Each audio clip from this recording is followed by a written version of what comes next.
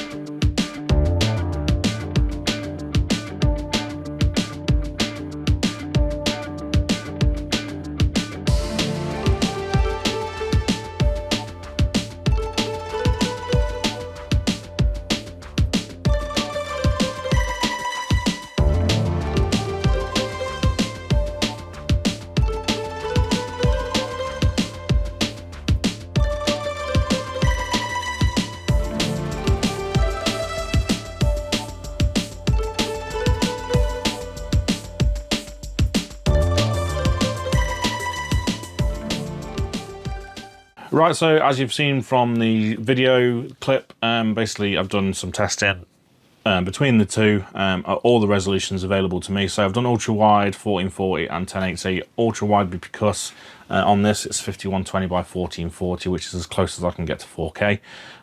So it gives you an idea of what it would be like at 4K. Like I say, this is very close to 4K in this resolution on the Samsung G9. So I've done that testing. Like I say, I've done 1440 and 1080. We've done everything at ultra presets to see how well it performs at the maximum possible. So ray tracing is set to ultra, the rest of the settings are set to ultra, and we've turned all DLSS off and FSR off, and frame generation and things like that, they're all turned off. So it's literally raw performance that you'd get from just your GPU on its own without any enhancements to help it out.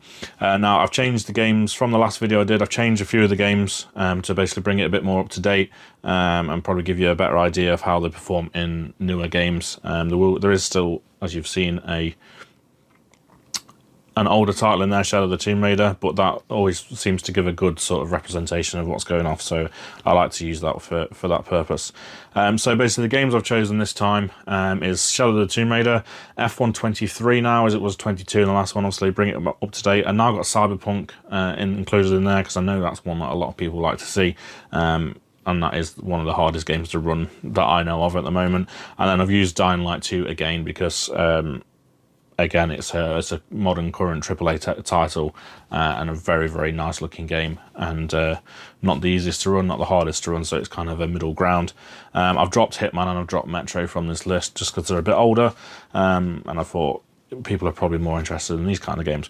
So anyway, you've seen the results already. So you've seen that the 7900 XTX pretty much blows the 3080 out of the water, which you should expect, really. Obviously, comparing MSRPs, there was a massive difference. I think the 3080 was £650 here in the UK, and the 7900 XTX MSRP was 1,000, whereas the card I've got was like 1150. So the price difference was quite a big difference, and you should expect it to do it. But obviously, AMD generally aren't as good at ray tracing as Nvidia, but it basically shows you that their second generation versus what was Nvidia's second generation of RT is sort of how well it's come on, and this hopefully gives an idea of the future of RT for AMD users and for people that are interested in AMD. So let's talk about a couple of the outliers. Like I say, you've seen most of them. I won't talk them through.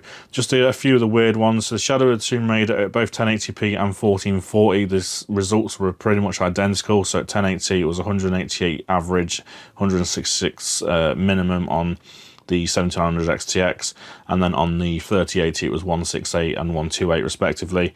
1440, 190, 166 on the 7900 XTX, and 167, 128. So you can see this, for some reason the results were exactly the same between the two. I'm not sure what happened there, something to do with the engine I assume, but in the ultra wide you can see a big difference from 121 average and 90 minimum to 85 average and 68 minimum.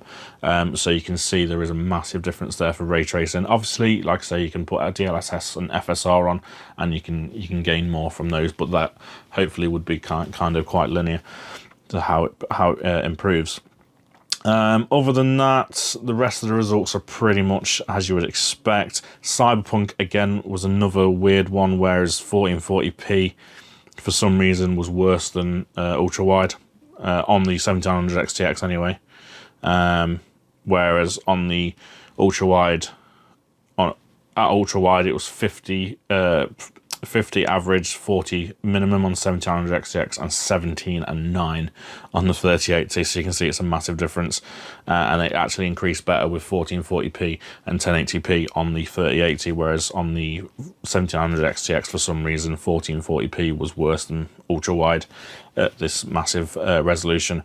But they're the outliers. You've seen the graphs already. If you need to see them again, obviously just go back and pause it and see the differences there. And that's it, guys, really. I hope this was interesting. I hope, like I say, the guys that asked for this on the last video, I've done it for you. Hopefully you get to see this video, and thank you for basically reaching out and asking for me to include these results. So that's it, guys. Thank you for watching. I hope you find it interesting. If you did, please don't forget to give it a like. If you didn't, give it a dislike. Leave me in the comments section. And like I said previously, please don't forget to subscribe if you haven't already. It really, really helps me out. So thanks for watching, guys. Have a great day, and see you soon. Bye bye.